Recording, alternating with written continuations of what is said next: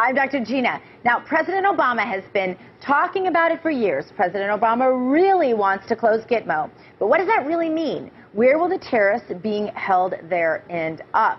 Here to discuss, and also we're going to talk a little bit about the Iran deal, is foreign and domestic policy expert Barry Nussbaum. Barry, welcome to the show. Good to have you. Good to be here. President says he's considering a wide array, those are the exact words, of options to close Gitmo. What do you think he's thinking here, and do you think it's going to be good or bad for America? You know, I can't figure out, Dr. G, why we need to close Gitmo. It's been a confusing thing for me since he promised it in his first term.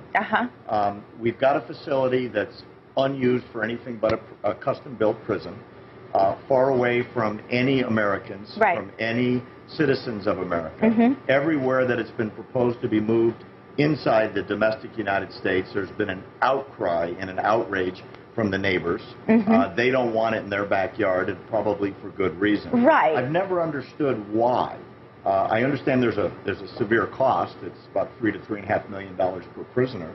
But considering the types of prisoners these are, and the segregation of these prisoners, and the interrogation that's going on constantly, the intelligence that's being gained, I don't know if we can easily replicate that domestically. Not to mention the fact we'd have to move prisoners out to move these guys in. What I don't understand is how is he going to get states to take that deal? It seems to me like there would be no state that would be like, yeah, we want the Gitmo prisoners, yes. Well, so far everyone's lining up against it and saying, you know, NIMBY, not in my backyard. And that's pretty much universal.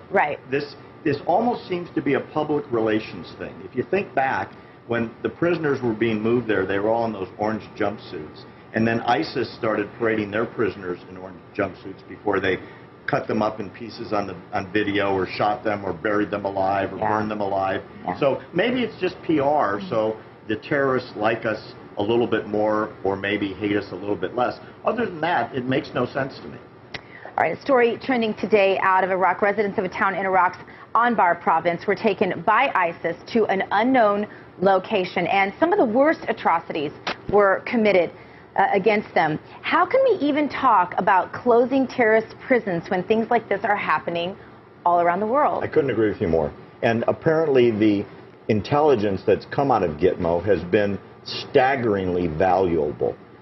Ironically, Obama's been pushing aggressively for release of prisoners. There's about 130 of them left.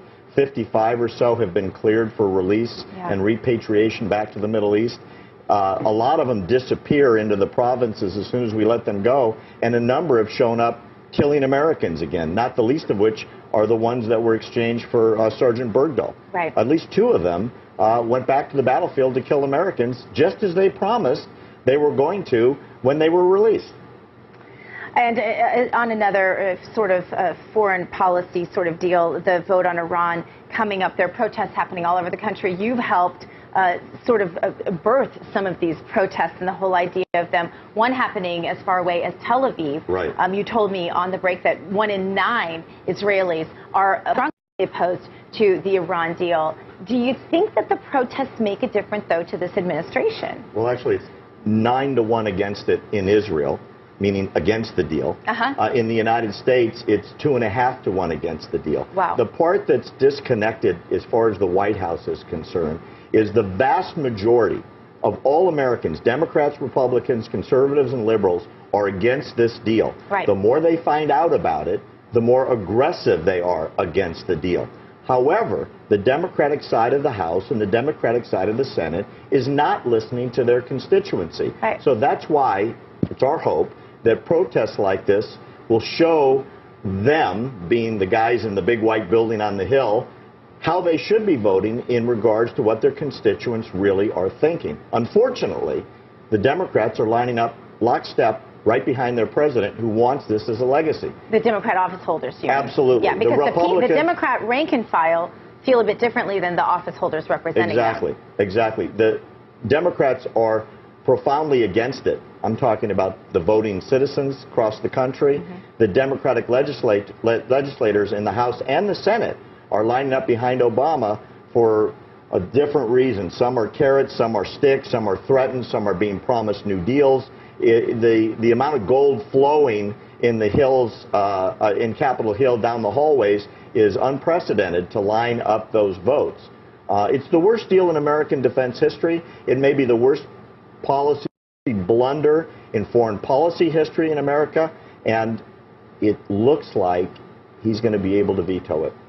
Is there a time where protests have made a difference to this president, as far as you can tell? As best as I can tell, no. I don't think this has anything to do with what the American people want. I mean, the Obamacare, the Affordable Care Act, you know, remember Nancy Pelosi on the floor proclaiming, if you want to know what's in it, you have to vote for it. Of course. And for 2 years, we've been finding out what's on page 700 and what's on page 600. Yes. Nobody even knew, and it passed. This is actually much worse.